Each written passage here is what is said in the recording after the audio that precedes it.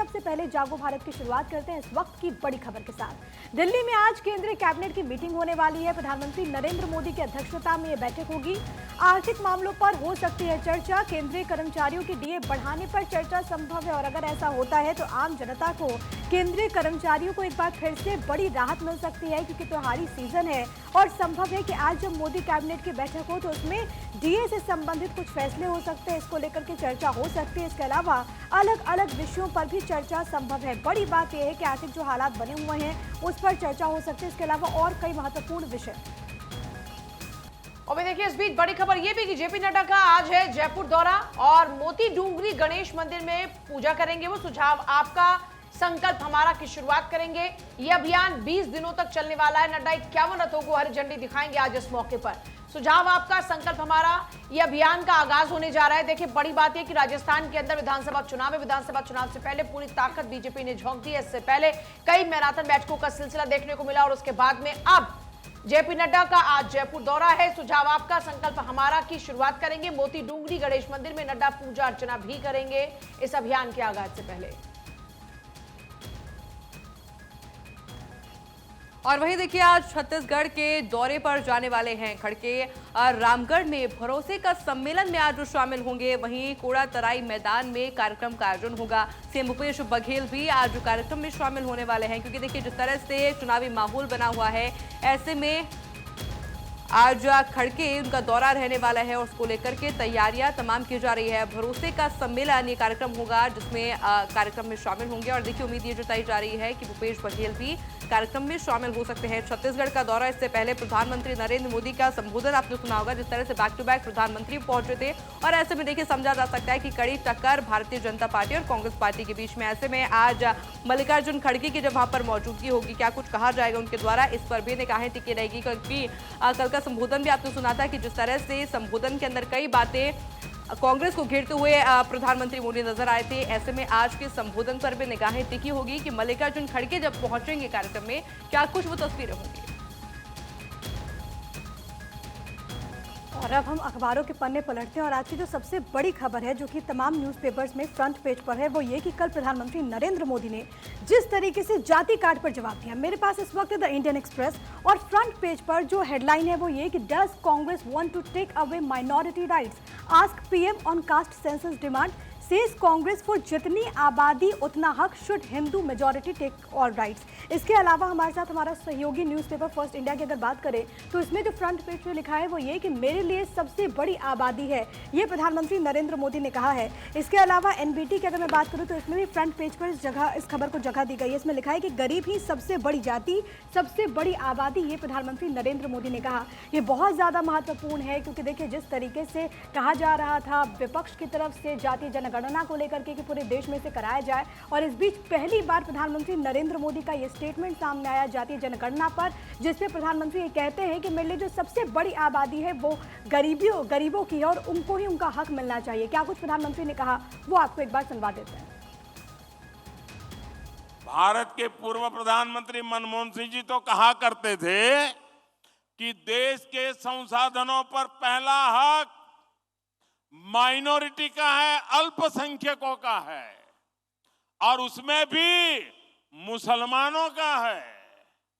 अब कांग्रेस कह रही है कि आबादी तय करेगी कि पहला हक किसका होगा। यानी क्या अब अल्पसंख्यकों का हक कांग्रेस कम करना चाहती है क्या?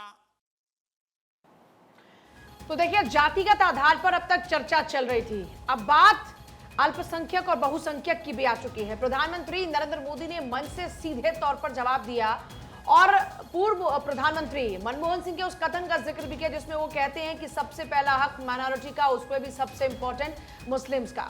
अब आप जरा समझिए कि एक तरफ जहां बिहार में जातिगत जनगणना के आंकड़े सामने आते हैं, वो आंकड़े सामने आने के बाद में ये बात होती है कि अब अगर इसी आबादी के हिसाब से पॉलिटिक्स होनी है तो फिर बिहार की जब आप बात कर रहे हैं तो वहां पर यादव और मुस्लिम की तादाद ज्यादा है, तो क्या बराबरी का हक वहां पर मिलेगा? एक ये सवाल उठने लगा।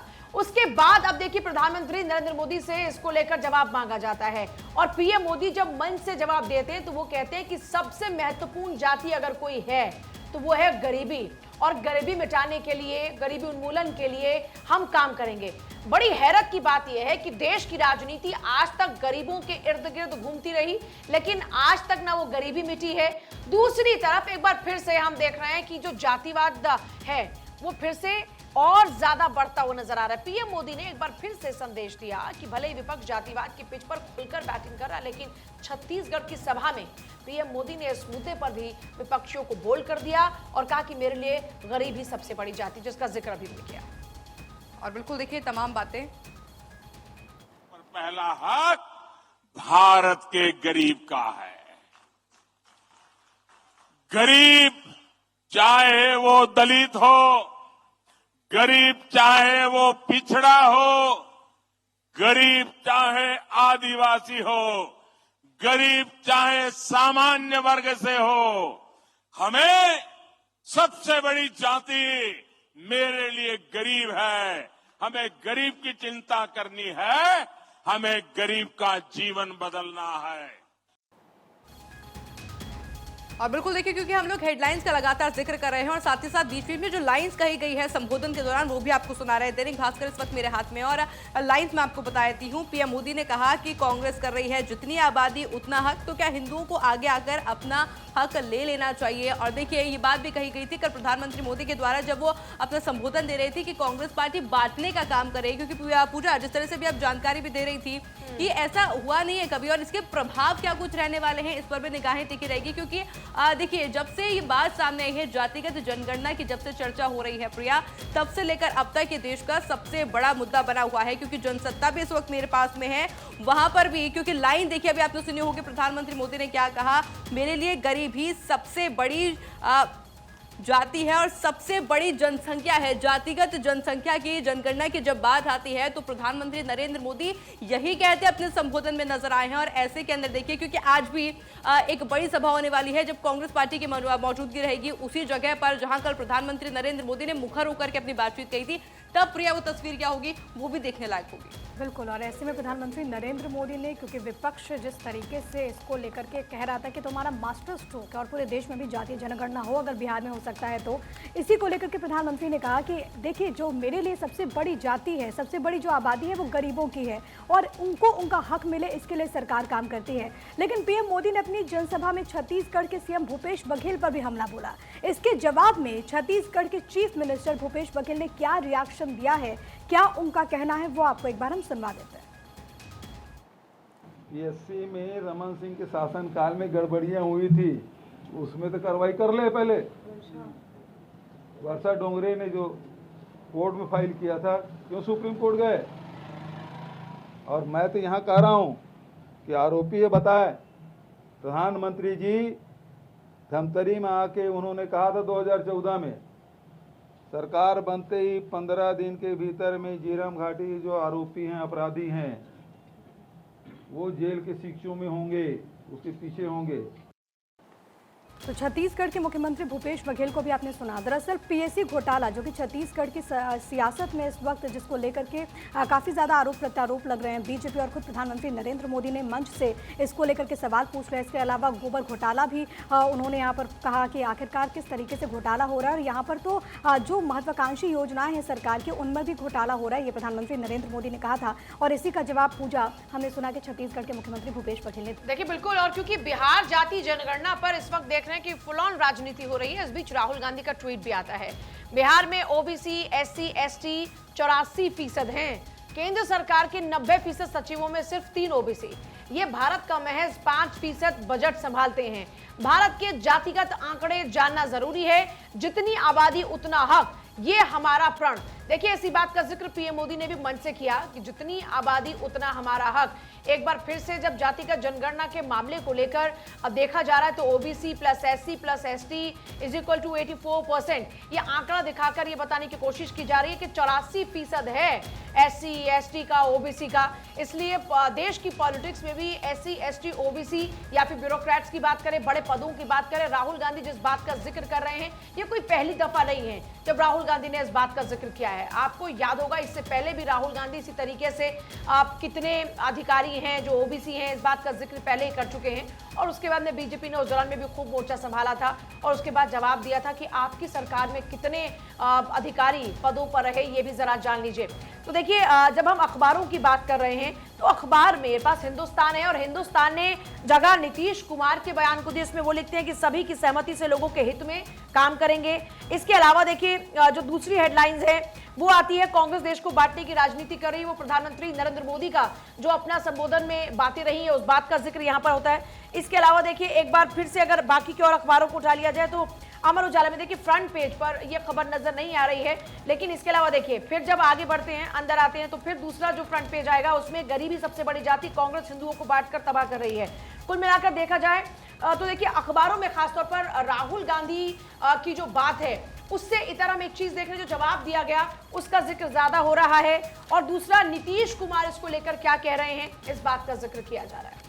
और बिल्कुल देखिए जिस तरह से ट्वीट प्रिया लगातार सामने आ रहे हैं, क्योंकि सभी एक नहीं दो नहीं बल्कि सभी लोग इस बात को लेकर के मुखर होकर के अपनी बात रख रहे हैं। जितनी आबादी उतना हक, कांग्रेस नहीं एक बात कि सवाल उठा गया। सीडब्ल्यूसी सदस्य अभिषेक मनु सिंघवी का स्टैंड अलग है, जितनी आबादी उतना हक के परिणाम समझने होंगे।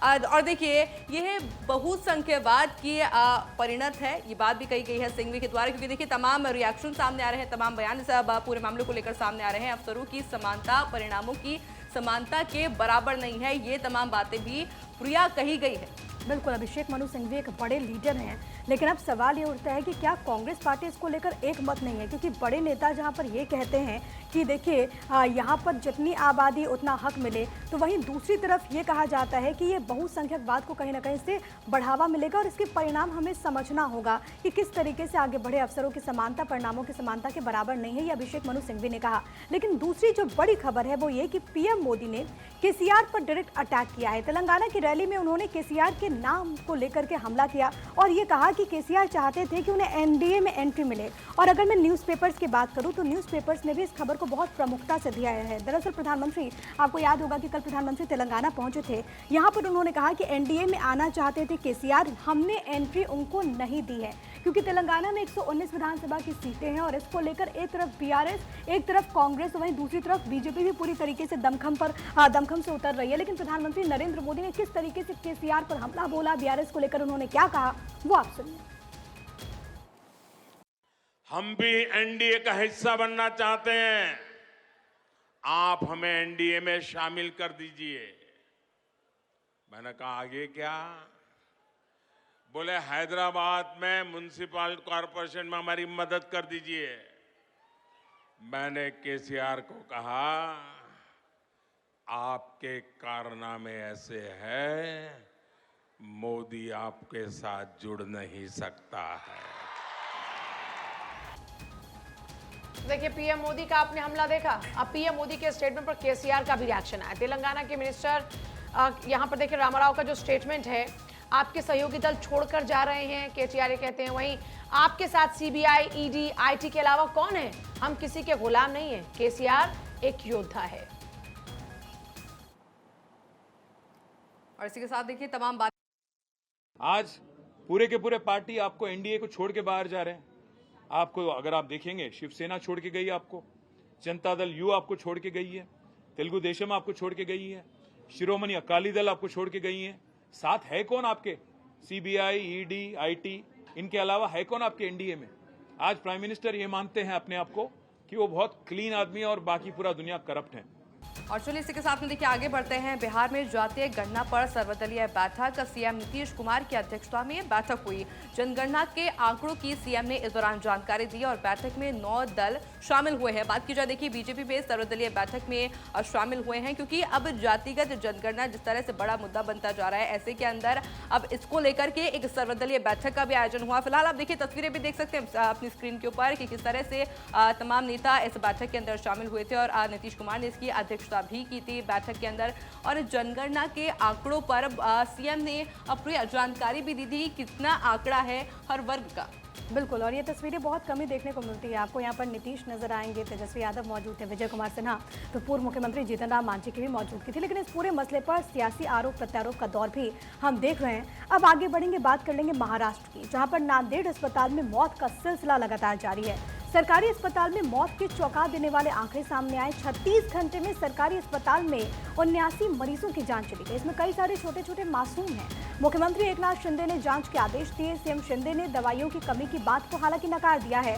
ये भी कहा जा रहा था पूजा, क्योंकि वहां पर डॉक्टर से कह रहे थे, एक मत तो ये आया कि दवाइयों की कमी है, दूसरी बात ये कही गई कि जो डॉक्टर्स हैं वहां पर दरअसल उनका ट्रांसफर हो गया और इसी वजह से वहां पर प्रॉपर ट्रीटमेंट नहीं मिल रहा। विपक्ष इसको लेकर के सवाल पूछ रहा है। लेकिन सबसे बड़ी बात यहाँ पर यह है कि आखिरकार इन 79 मौतों का जिम्मेदार कौन? ऑब्वियसली जो सवाल है सबसे ज्यादा महत्वपूर्ण वो यही हो जाता है कि कौन था, कौन नहीं था, क्या वहां पर हालात थे। इससे इतर एक सच्चाई ये है कि लोगों की जान गई है।